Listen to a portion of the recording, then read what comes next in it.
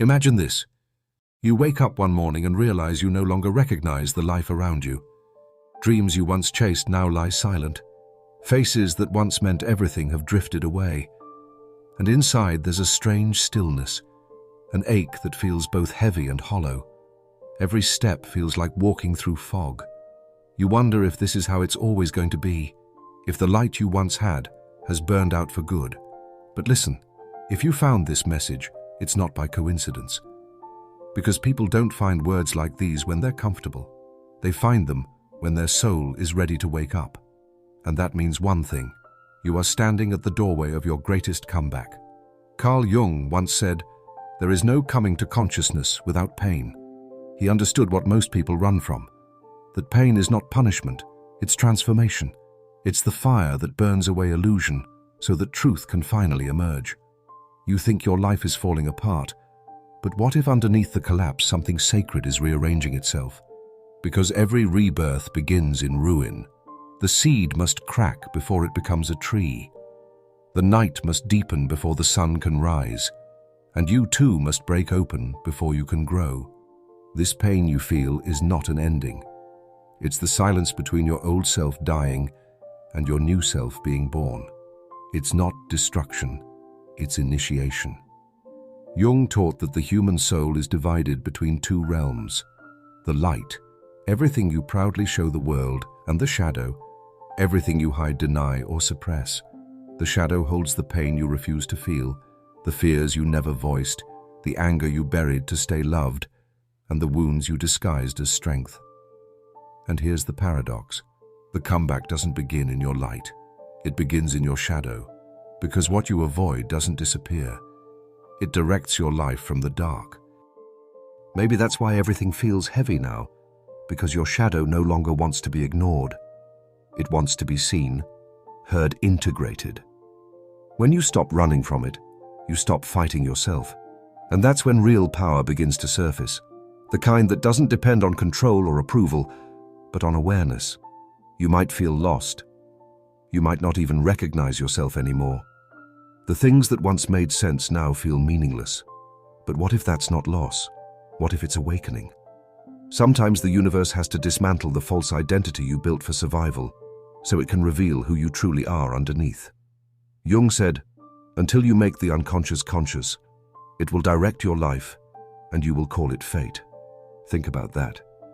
Maybe every heartbreak, every rejection, every failure wasn't a random misfortune, but a mirror reflecting the wounds that still lived in your unconscious. Pain isn't the enemy. Unawareness is. Because the moment you face your pain with awareness, it stops being a cage and becomes a teacher. You are not being punished. You are being prepared. You're not buried. You're planted. Every sleepless night, every tear, every breakdown is watering the soil of your rebirth. Jung called this process individuation, the journey of becoming whole, of integrating both your light and your shadow. It's not about perfection. It's about truth.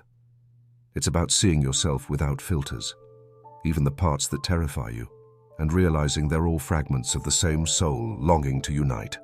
So if this chapter feels unbearable, know this: the discomfort is sacred.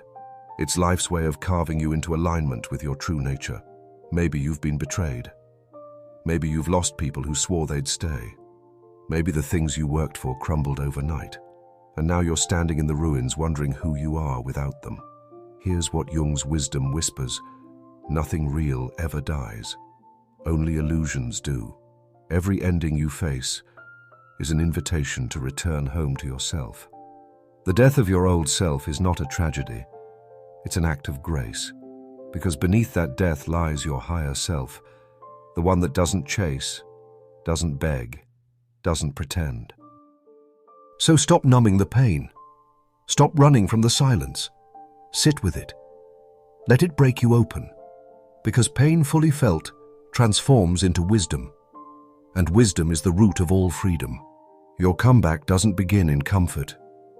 It begins in chaos, when there's nothing left to hold on to except truth. That's the moment your real strength appears. Not the strength that fights to control life, but the strength that trusts its unfolding. And maybe right now you're exhausted. Maybe you've reached that point where all you can do is breathe. That's okay, because transformation doesn't always roar. Sometimes it whispers, "I'm still here." If you're hearing this, you're already on the path back to yourself. The fact that you're still standing means the comeback has already begun. Pause. Close your eyes. Feel your breath. What if everything that's breaking apart isn't punishment but realignment? What if this storm isn't here to destroy you, but to clear your path? Jung believed that chaos is the soul's invitation to evolve. The dark night of the soul is not a curse. It's the purification of the spirit. Pain strips away everything false, the fake smiles, the false identities, the noise, until only what's authentic remains. And in that naked honesty, something sacred happens. You begin to see yourself clearly. You realize that what once hurt you was never here to defeat you. It was here to wake you up. The wound was your doorway to consciousness. Who looks outside dreams, Jung said. Who looks inside awakes. We spend our lives chasing things outside of us. Love, success, validation, hoping they'll fill the emptiness. But the real transformation begins when you turn inward and ask, what is this pain trying to teach me? Every experience becomes sacred when you meet it with awareness. Every loss becomes a teacher. Every heartbreak becomes a mirror, because the purpose of pain isn't to punish. It's to peel away everything that isn't you. Maybe right now you're still waiting for a sign that it's all going to make sense. Here it is. This moment, these words, this stillness, they are your sign. The universe is not against you, it's aligning you. The people who left were never meant to stay. The doors that closed were never your doors. The delays, the detours, the heartbreaks. They were divine redirections guiding you home. You are not behind. You are becoming. You are not lost. You are being led. Every soul destined for greatness must first walk through the ashes. You're not ending. You're awakening. Think of the phoenix. It doesn't fear the fire. It trusts it because it knows what the fire truly is. Rebirth. The same flames that burn away your illusions also forge your wings. Jung called this the dark night of the soul. That phase where everything familiar collapses and you feel alone, disconnected, undone. But that darkness isn't the absence of light. It's the gestation of it. Your ego is dying. Your intuition is being born. You're learning to surrender, not to give up, but to trust something higher than control. When you surrender, you stop forcing life to fit your plans and start allowing it to unfold with purpose. And when you do, a quiet power rises from within. You stop chasing, you start attracting, you stop clinging, you start flowing. The universe never takes something away without giving you something greater in return. So if it feels like you've lost everything, remember you've only lost what wasn't meant to stay. The real you, the aware, fearless whole you, is emerging from the ashes. You're entering your comeback season. Not a comeback of ego, but of essence. This isn't about revenge or validation. It's about peace. The peace that comes when you finally stop fighting life and start flowing with it. You've faced your shadow. You've met your darkness, and now you're ready to walk in light. Not the blinding light of perfection, but the gentle light of awareness. That's what Jung meant when he said, the privilege of a lifetime is to become who you truly are, because true power isn't loud, it's the calm after the storm. It's the quiet knowing that you've survived and something within you is now unbreakable. You're not the same person who fell apart. You're wiser now, softer yet stronger, calmer yet deeper. You no longer need to prove yourself because you finally met yourself. The universe is not done with you. It's just beginning through you.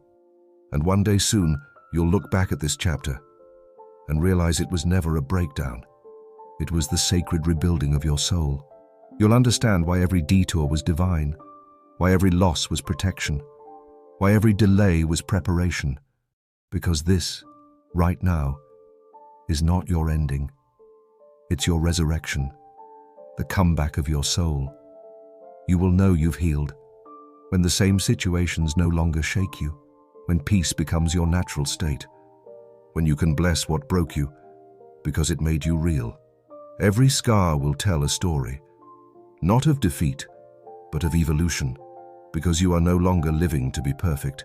You are living to be whole, and when you are whole, you no longer chase what's outside, because you found everything within. That is the quiet victory of awakening. That is the soul's comeback.